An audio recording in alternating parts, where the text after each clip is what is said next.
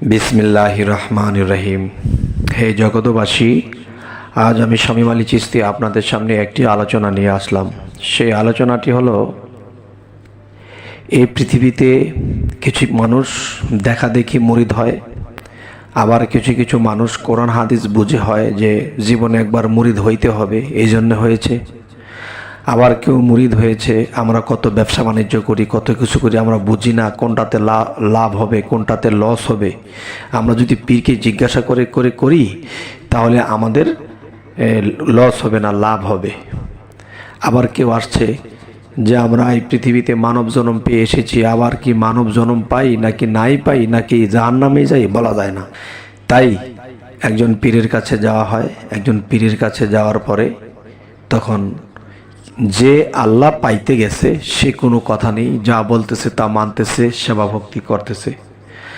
আবার যে গেছে যে আমার আয় উন্নতির জন্য, তাকে সাধনা করার কথা বললেও সে সাধনা করে না, নিয়মিত সালাম শ্রদ্ধা করতেছে আর জিজ্ঞেস করতেছে যে বাবা আমি এই ব্যবসাটা কেমনে করব, এখানে এত টাকা ইনভেস্ট করলে আমার কত থাকবে, আমার লাভ হবে না লস হবে, এটা বলে। আবার কেউ বলতেছে যে পীর ধরেছি, বারবার পীরের কাছে যাওয়ার দরকার কি, পীরের আমল দিছে বাড়িতে বসে করব, কিন্তু বাড়িতে বসে করে না, বিভিন্ন শয়তানি ফয়তানি করে চলে। তাহলে কত কথা হলো যে আপনারা অবশ্যই বুঝতে পাচ্ছেন যে 3 থেকে 4টা স্তরের লোক বায়াত হয়। কেউ আল্লাহ পাইবার জন্য হয়, কেউ সম্পদ ঠিক রাখার জন্য হয়, কেউ বালা মুসিবতের থেকে বেঁচে থাকার জন্য মুর্শিদ ধরে। তাহলে এই 4-5 জন মানুষের মধ্যে আসলে সঠিক পীর ধরা মানুষটি কে? আসলে সঠিক পীর ধরা মানুষটি একমাত্র সেই যে একমাত্র আল্লাহকে পাইতে গেছে, যে আল্লাহ আমাকে কি দিবে না দিবে, আমি মুর্শিদ ধরেছি, আমি তার কাছে সাধনা শিখেছি, তার কাছে আমল শিখেছি, আমি এখন সাধনা করব, আমি আল্লাহকে লাভ করব। এবং এটাই হলো মূল, এবং মুর্শিদ ধরার এটাই মূল। এখন যারা বিভিন্ন সমস্যার সমাধানের জন্য হইতেছে, হয়তো তাদের কোনোদিন সমাধান হবে কি হবে না, কিন্তু তারা ইহকাল পরকালে সর্ব জায়গায় আটকা পড়ে যাবে। তবে হে জগতবাসী, আজকের এই আলোচনাটি আমি আরেকটু বলতে চাই, সেটি হলো যে একজন মানুষ যখন এই ধরনের নিয়ত করে বায়াত গ্রহণ করবে, তখন আল্লাহ এদের প্রতি সন্তুষ্ট হয় না, বরঞ্চ আরও অসন্তুষ্ট হয়। বায়াত হয়নি এক ভালো, হয়ে তো আরও হয়ে গেল কালো। তাহলে আমি এই কথাটি আপনাদেরকে এই জন্যই বলছি যে এরকম খারাপ উদ্দেশ্য, খারাপ নিয়ত করে কেউ বায়াত গ্রহণ করবেন না। যদি করে থাকেন তাহলে ইহকাল পরকাল আপনাদের ধ্বংস হবে।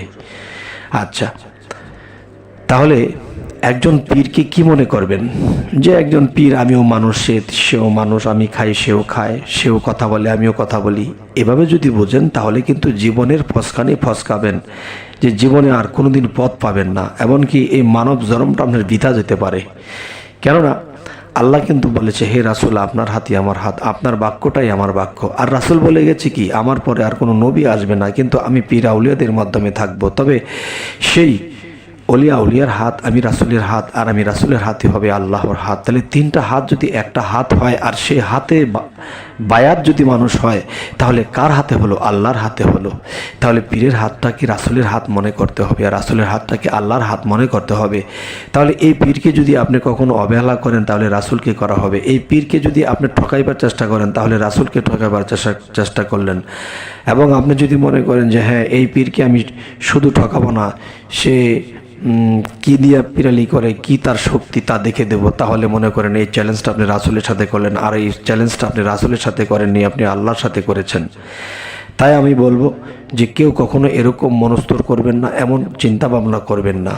তবে কোরআনে 2-3 জায়গায়, তবে কোরআনে কয়েকটা জায়গাতে পাওয়া যায় যে বায়াত গ্রহণ করতেই হবে, এছাড়া উপায় নেই।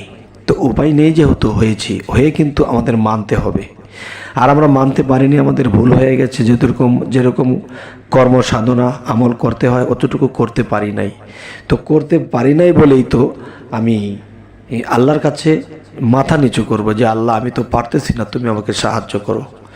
তবে ভক্তির মন নিয়ে যদি কেউ ডুবতে চেষ্টা করে, তাহলে আল্লাহ তাকে সাহায্য করে। আর যদি সিনাজুরি করে যে আমি এটা বুঝি, আমি সেটা পারি, আমি কম কর্ম করছি, কম সাধন করছি নাকি, তাহলে আল্লাহ তাকে একটা পাড়া দিয়া একদম 70 হাত মাটির নিচে নিয়ে যাবে, কারণ আল্লাহ অহংকারীকে পছন্দ করেন না। তাই আমরা এই পৃথিবীতে এসেছি, আমার মুর্শিদ ধরেছি, তাহলে মুর্শিদের যেই দেওয়া আইন, যে সাধন দেওয়া, এগুলো আমরা নিয়মিত করব, তাহলে আমাদের এই মানব জীবন সাফল্য লাভ করতে পারবো। তবে আজকের মূলে যে কথাটি হলো যে মোল্লা মুন্সির কাছে গিয়ে তো আমরা বায়াত গ্রহণ করতে পারবো না, কারণ এখানে বিষয়টা হলো কি যে আত্মশুদ্ধি, একটা হলো দেহের অজু, একটা হলো আত্মার অজু। আত্মার অজুকে দেবে, আত্মার অজুটা দেবে একমাত্র মুর্শিদ, এবং যার সাথে আল্লাহর হট কানেকশন আছে। আল্লাহ কিন্তু কোরআনে বলেছে যে নিজেকে পবিত্র করলো সেই সফল কাম। তাহলে সাধনার দ্বারা যে নিজের আত্মাকে পরিষ্কার করেছে, নিজের দেহটা এবং দেহের ভিতরে পরিষ্কার করেছে, তাদের মধ্যে আল্লাহ বিলীন হয় এবং বিলীন হয়ে তার মধ্যে দিয়ে ভক্তদেরকে পরিচালনা করে। তাই আল্লাহ বলেছে যে সূরা কাহাফের 17 নম্বর আয়াতে বলা হয়েছে, তোমরা আমার মুর্শিদকে ধরো, যারা আমার মুর্শিদকে ধরলা না, পাইলা না, বুঝলা না, তারা কখনো সুপথে নেই। আবার সূরা ফাতাতে বলেছে 10 নম্বর আয়াতে, সূরা ফাতা, আল্লাহ নিজে বলতেছে, হে রাসূল, আপনার হাতের উপরে তাদের হাতগুলো আছে যারা আপনার হাতে বায়াত গ্রহণ করেছে। সুবহানাল্লাহ। তবে হে জগতবাসী, আমি এই কথাগুলো এই জন্যই বললাম যে মানুষ অনেক উদ্দেশ্য নিয়ে পীরের কাছে বায়াত হয়। একমাত্র আল্লাহকে পাইবার উদ্দেশ্যে যারা বায়াত গ্রহণ করে তাদের এই জীবন ধন্য হয়ে যাবে। আর যারা অন্য কোনো নিয়তে বায়াত গ্রহণ করবে তাদের এই জীবনে লড়া দশা আর কখনোই যাবে না। দুনিয়াতেও তারা ভোগন্ত ভোগবে এবং আখিরাতে তারা পুরোপুরি ধরা খেয়ে যাবে।